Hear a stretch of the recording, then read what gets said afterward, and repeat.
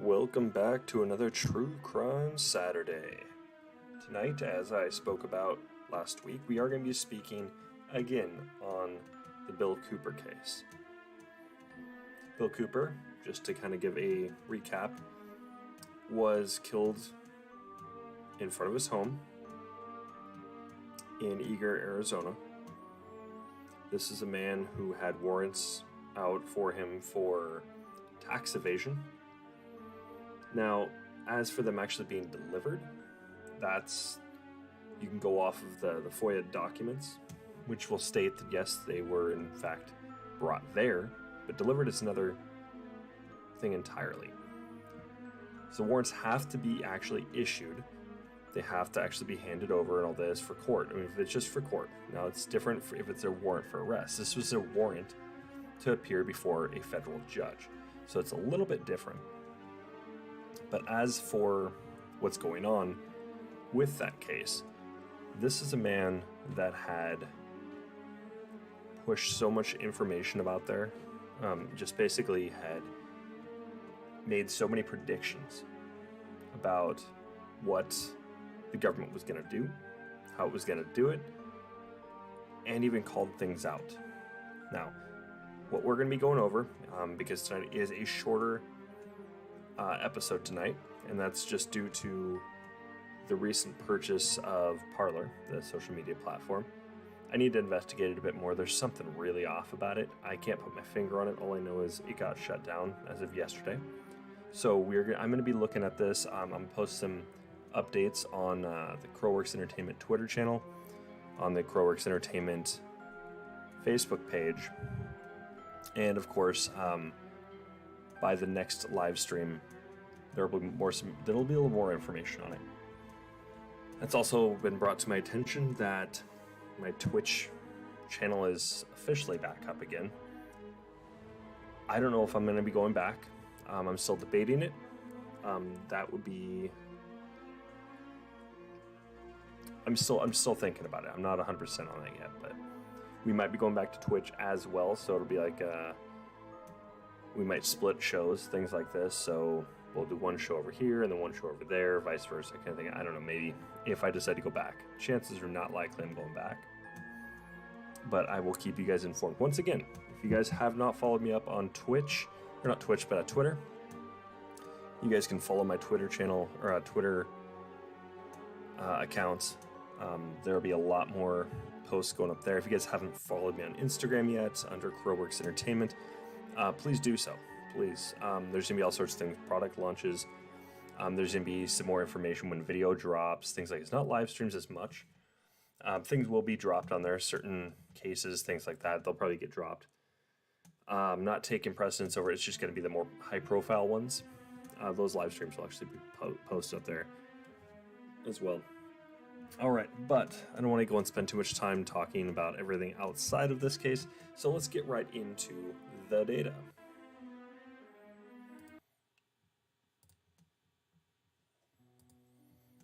All right, so we're going to be covering 2 pages tonight. I know it doesn't seem like a lot, but there's a lot to unpack here. All right, so we're going to start off here. So this was on June 29th, 1998. Okay, so this is like 4 years before his death. Okay, that's basically going to post that real clear. So William Cooper, a resident of Eager, Arizona, is a right-wing patriot, he puts that in air quotes, who is nationally known in the militia movement for his controversial broadcasts by means of shortwave radio. All right, this is 98. There were things about the right and the left then, but they weren't as loud. I mean, they were loud, but they weren't how they are today, where it's very, very divisive. It wasn't nearly as much, right? Now, that's the part I want to make very clear here. Now, they're pushing this whole right wing and then put in air quotes. Now, this is typically where we'd see the whole thing put together, but the right wing, quote unquote, patriot. This is before 9/11. This is before the Patriot Act. right? So we had a lot of security. Well, we had more lax security, but we already had a lot of the security, because we're the United States of America. We've got security, a ton of it. But this is where things are a lot more lax. Okay. So what does it mean to be a patriot then, and what does it mean to be now? Well, it meant the same thing for the most part. Very, very patriotic. Being very pro-America. Loving of your own nation. You can call this a nationalist, right? In a lot of ways, but at the same time, it's not. Loves the country, loves the people, right? But loves the Constitution and all that. A patriot doesn't necessarily have to love the government. A nationalist, it's almost presumed they love the government, right? So we're gonna make some comparisons here because we have to outline what does patriot mean by these document standards. And this is gonna go and tie into some other of the parts that I've already highlighted. So when it comes down to it, the patriot movement itself, they're already seeing militias and all this. They're infiltrating. This is their time where they're infiltrating, but they're not very well infiltrated yet. But this is where it really started to help. And I started looking at this, and this is true. After 9/11, militia movements started becoming increasingly more compromised by the FBI, the CIA. They were being infiltrated, right? You had law enforcement getting involved with that. Undercover stings. They were setting things up. They would have people go out of their way to try and convince these people to go and commit these acts of quote-unquote terrorism, right? Bill Cooper, as we discussed last time, had literally shown that no, I'm sending information to the FBI here about this not right-wing, but this militia movement. There was a guy that the militia actually called out. This guy was literally trying to go and he wanted to go and commit acts of terrorism, trying to convince others to do so. Okay, so, and there was within a militia movement. This wasn't as big prior to 9/11. After 9/11, it became a lot more prominent. But people started going after Bill Cooper around this time and beyond. But after his death is when people really we got to start seeing a lot of growth. And this is directly because of his death in a lot of ways, but because the September 11th attacks, which there's a lot to unpack there. We'll get into it later, but this is where things get a little interesting. So, by Patriot standards, pre 9/11, somebody that is for the country, not necessarily the government, right? But they were very, very pro their country. So you could almost unanimously say it was a nationalist movement. Okay. However, that being said, before that, it was also the left-right paradigm. It was there, but it wasn't as big. It was the dynamic of the two. You had these two big powerhouses. They didn't divide as much. Okay. After 9/11, right? Bill Cooper's death. After 9/11. This is where we got to see a lot more of the divide. You got to see the extremes really highlighted, and you got to see it kind of peter down towards the middle. Now we got to see where all the vocal mess was coming from. Far left, far right. Moderates didn't do that. Moderates, the more moderate you got, so the more centrist you became, more quiet you became, typically. With the advent of Bush, and then, that time between that and Obama's first term, we got to see the libertarian movement start to come up. Now you get to see a little more on the right. There's another movement that's popped up, and toward the moderate, they're starting to voice more. On the left side of that, not as much. In fact, if anything, if they did voice, it became negative. Now, this is where we have to start outlining the Patriot movement now, which is during this time here. So we're looking at Bush era, when he was dead, right? When he was killed. You can see everything getting set up the way it needs to be set up. We've already outlined what happened in here. They showed that they want to just wait him out. Make it so the militia movement just gets basically tired of it and like, oh, nothing's clearly going to happen. And then commit the act.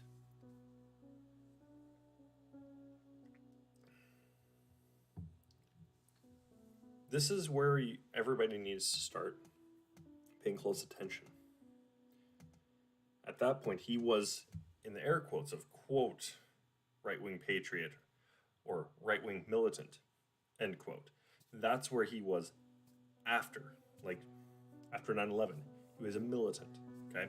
Now, I'm not going to show, because once again, I haven't found anything in here showing that he was declared as a militant, but this is where this is where you basically get to start seeing the phrase disappear from patriot to militant. Okay? Or right-wing gun nut, right-wing conspiracy theorist, right? You got to keep these things in mind too. When you look in this case, you have to remember one thing alone. The term conspiracy theory, conspiracy theorist, that was coined by the CIA.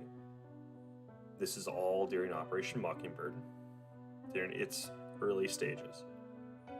Okay, which is where the CIA infiltrated both left and right side leaning media, mainstream media specifically, in every facet. It could be emails, media publications, magazines, newspapers, news stations, radio stations. This is where they all started getting infiltrated. Okay. Bill Cooper outlined all that before it actually occurred. Not before Operation Mockingbird, but before it became very obvious. He talked about it well before.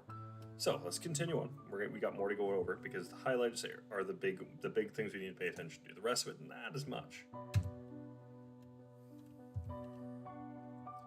The little one is armed and dangerous. Now, he put this up on his website. This is where you start to see a lot of things getting called out here. Okay?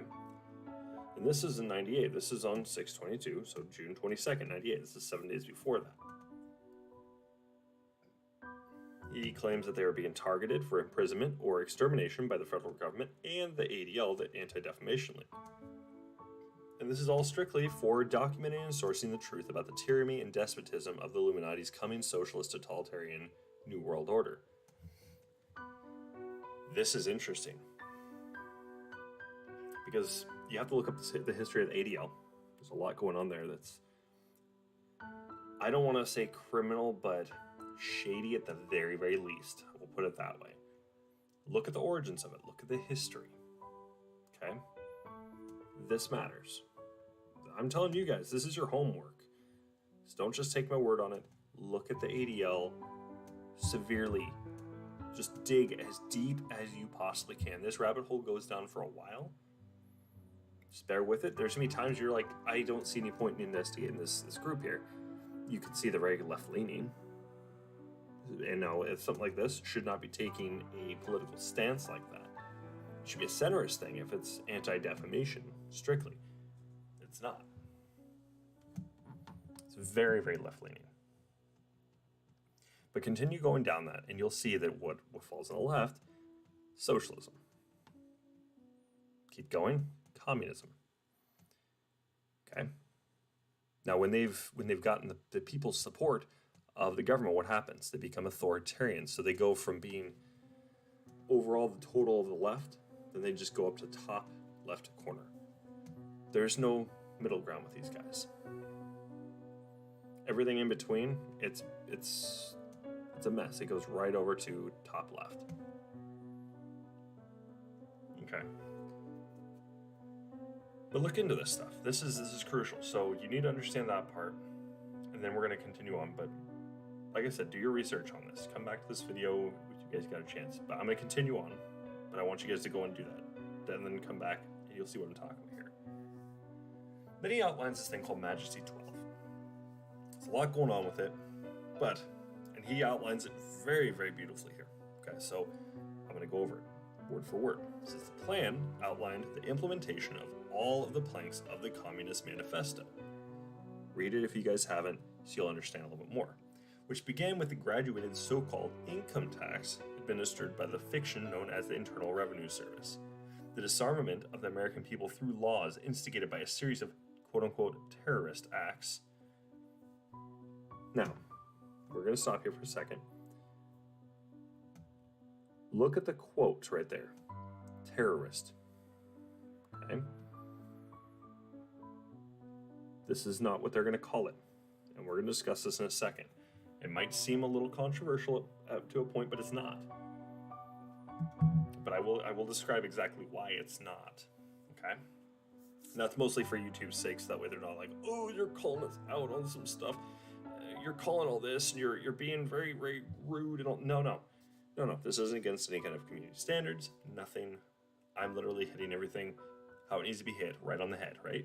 With everything. So all these nails, right on the head. Okay.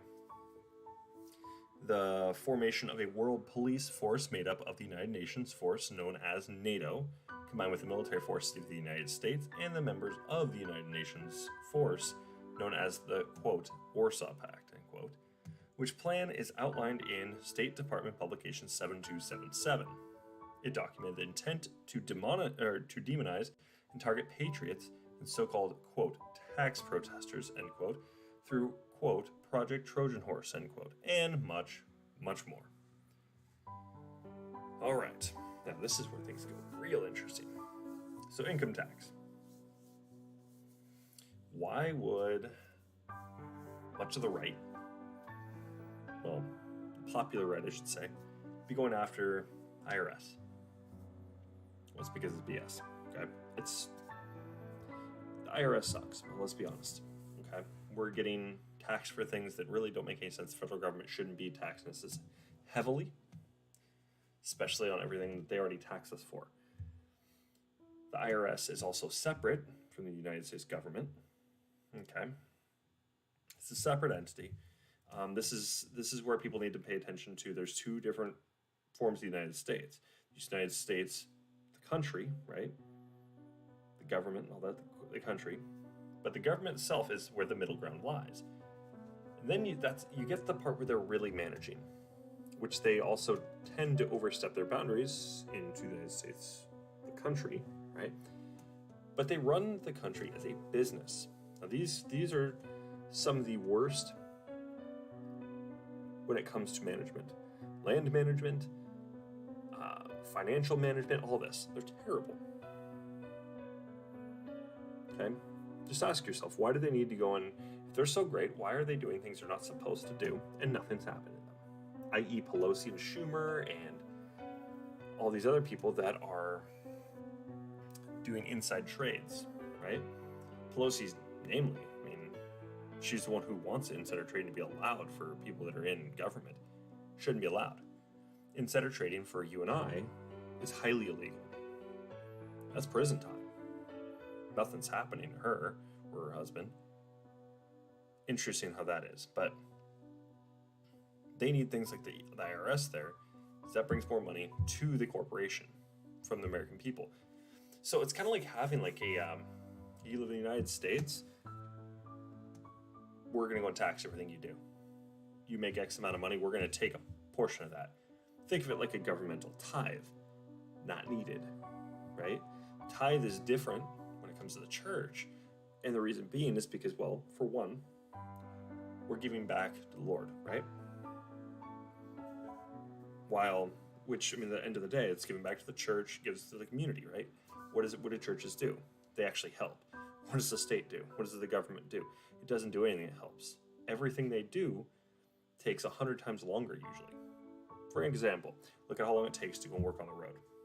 I mean, it takes a few years half the time just to go and fill in a pothole. Something that should take 5 minutes, right? Privatized entities, that'll take them not even 5 minutes to do. They'll get their stuff there, bam, done. As they realize if they keep people happy, people are more likely to keep using their service, right? Which means more money for them. Government, they don't care. They got the IRS. They literally are like, they're like highwaymen. You know, like the old school robbers on the road. They would just come over and, you know, it'd be like a toll bridge kind of thing, you know. There'd be a bridge you need to cross, and well, they're waiting. You don't see them coming, and then they just, you know, come up from underneath, just like the troll, you know, the troll bridge. It's the government overstepping its boundaries.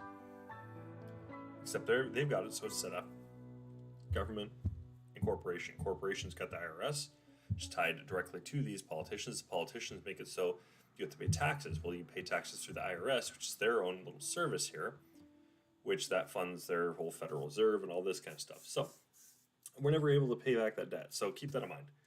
I don't want to get too much onto it, but Majesty 12 directly goes off that. Now, so we have the IRS. We've already established this group is not good. They're not good for us at all. Ask yourself what other countries have this. Okay. Next, we have the series of quote terrorist attack or end quote acts. This is where things get real interesting. What is a terrorist act? Okay, so just to label this out, I'm going to read this verbatim. So just give me a second, but essentially what this comes down to, what is terrorism defined as? All right, let me get this pulled up. Just give me a second now.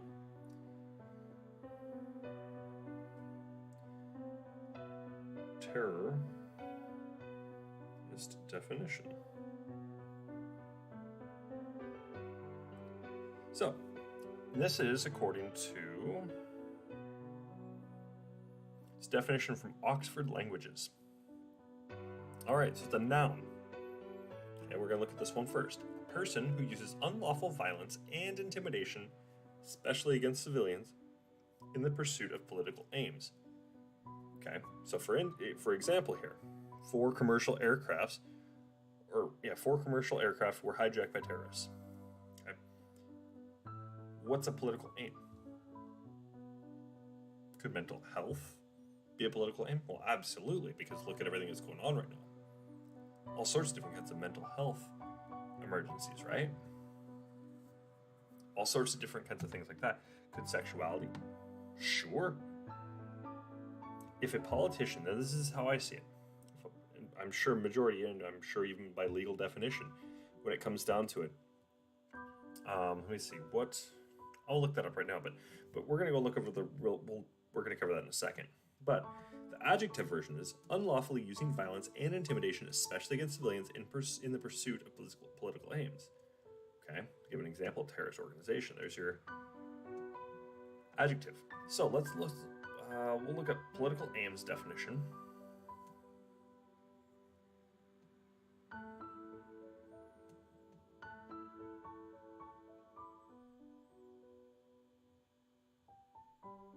Okay, now this is where things are going to be interesting. This is from collinsdictionary.com.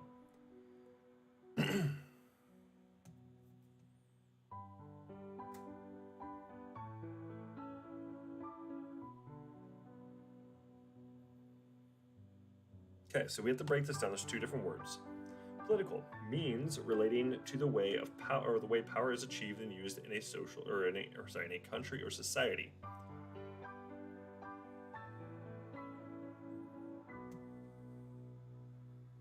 Okay. Aim. The aim of something that you do is the purpose for which you do it, or the result that is intended to achieve. Okay, so what could be a political aim? It could be anything. You need to go and pull a group in, right? You're trying to go and pull from a specific group. If you have an anti-gun stance, you're trying to pull from the anti-gun stance people. So who would that affect? Because who is this also trying to go and do? The disarmament. Okay. So what would be a series of terrorist acts that would call for the outcry from the people to disarm themselves? School shootings. Mass shootings. Now, what have we seen from a few of these? We've gotten to see the FBI recruiting people and talking to people. I don't necessarily use the term recruiting, but they're discussing these things with people. They know that these people are unstable to some degree. Once again, it goes on the mental health side of things. And yet they talk things over, or they just watch them. Instead of jumping in and doing something, they decide they're going to watch them. Are they overstepping their boundaries by just watching? No. If they're watching somebody, it's because they have good reason to do so.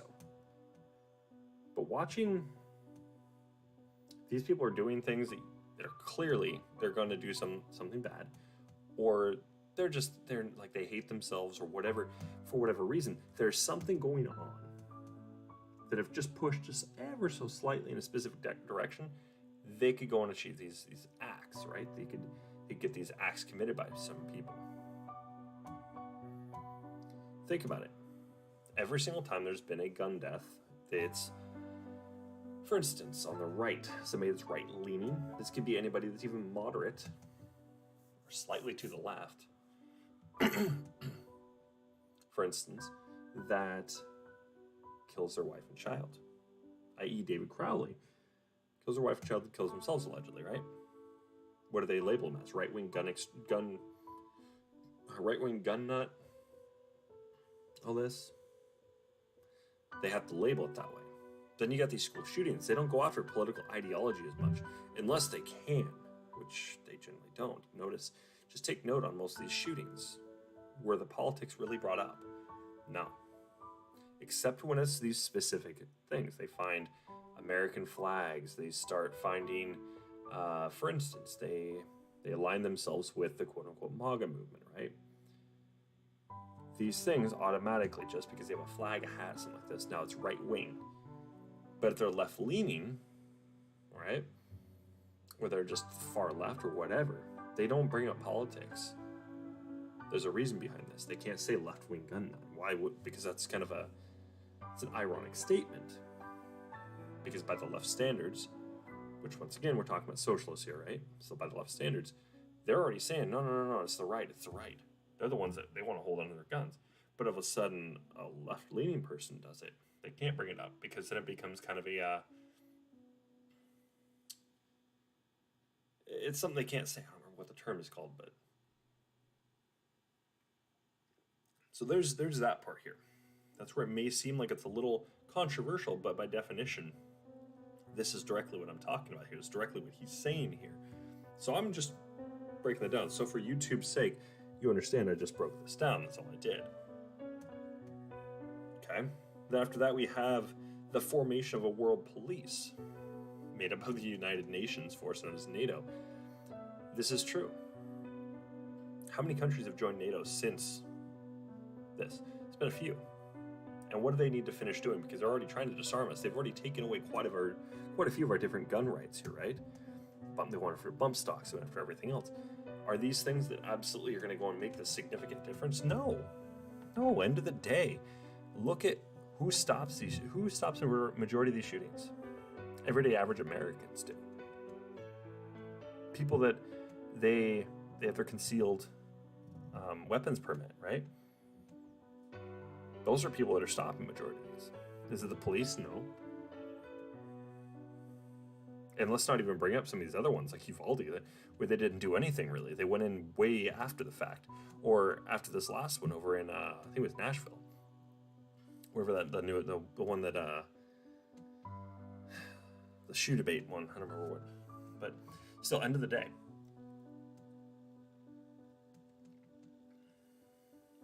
majority of these shootings are thwarted by we the people, not by the government. Not by the government that was watching them, specifically, or even coercing them. No. But now what have we got over there, over in Europe? We have NATO urging Ukraine, all these other countries, that, oh, we got you, don't worry about it. Pay attention, this is what's going on here. Okay? And even look at it, the Warsaw Pact. That's some Cold War language right there. Okay, then you have to read the State Department publication 7277. He's not wrong. And see, intent to demonize and target patriots and so-called quote-unquote tax protesters, quote, end quote, through, quote, Project Trojan Horse, end quote. These are all things that are going on. Project Monarch, Project MK Ultra, Operation Mockingbird. These are all things that were outlined. This all came to a lot of it came to fruition through Operation Paperclip, which a lot of that stuff we had already been learning through spies in the Nazi Party. Okay, but no, he goes on further than this. He even calls out former President of the United States. He calls him the Illuminati Socialist President of the United States of America, William Jefferson Clinton, or Bill Clinton. who wrote in a White House memo that, quote unquote, William Cooper is the most dangerous radio host in America, end quote. But then he goes on to accuse Rush Limbaugh of being part of the Illuminati. He calls the Illuminati's Rush Limbaugh, read the memo on his so-called excellence in broadcasting network in 1995 following the bombing of the Alfred P. Murrah Federal Building in Oklahoma, this is Oklahoma City bombing, in Oklahoma City, Oklahoma, in a cowardly effort to redirect the socialist attack on so-called, quote, right-wing, end quote, radio hosts away from himself and onto me, Bill Cooper, while touting himself as, quote, the most dangerous radio host in America, end quote. And this should be alarming here. You got to see all this. This is all the things that did occur. We got to see this just plain English, like that. But it gets better. He goes on to name a thing called Filegate, a little scandal. Once again, we get to see it, top secret QSI, security clearance.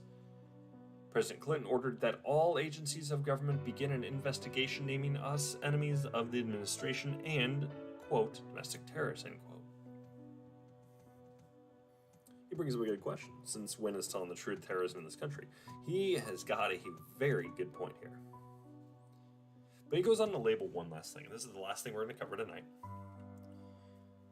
If I wasn't investigating the whole parlor thing, as I'm very, very curious about this, we would go on further. But goes on to say U.S. Attorney Janet Reno, the butcher of Waco, it's an excellent name for her right there, ordered the Nazi Gestapo, or FBI, to go after us, which immediately launched investigations by the FBI, IRS, Financial Crimes Network, and many others. So they had to have these things against them, right? Makes sense. Reno also ordered her Phoenix-based puppet U.S. Attorney Janet Napolitano to shut us up. Our investigation demonstrates that Janet Reno, Phoenix-based United States Attorney Janet Napolitano, Assistant United States Attorney Weinrip, and Special Agent Frank Shupnick, and possibly Judge Irwin are members of the ADL. What a weird little coincidence here. Just remember, coincidences like this, not a coincidence. They never are. But pay very close attention. Like I said, do your homework on this. These are things that need to be investigated here. Now, I'm not saying everything in this case is like, oh, okay, it's kind of open and shut. He wasn't in the wrong here. IRS is still there, still U.S. government. They've got so many tax laws there. Is it wrong? Yes. But once again, this is something that we, the people, have done. We've allowed this. We didn't stand up against our government when they started doing this nasty crap. It's never too late. Stand up for your rights. Go after these politicians. Not actually after them, but call them out. Call them out and let them know that this isn't right and that things need to be done about it. For instance, let's get abolishing the IRS going, right? But be a good thing, but will we ever see this in our lifetimes? Who knows? Thank you guys for tuning in. I'll be back on... Oh, hello.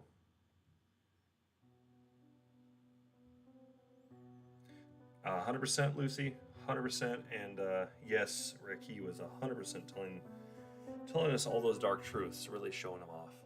But I appreciate everybody tuning in tonight. We'll be back next Saturday night at 9 p.m. Pacific Standard Time. Next week, I have a very, very special show. We're not going to be going over Bill Cooper most likely next Saturday.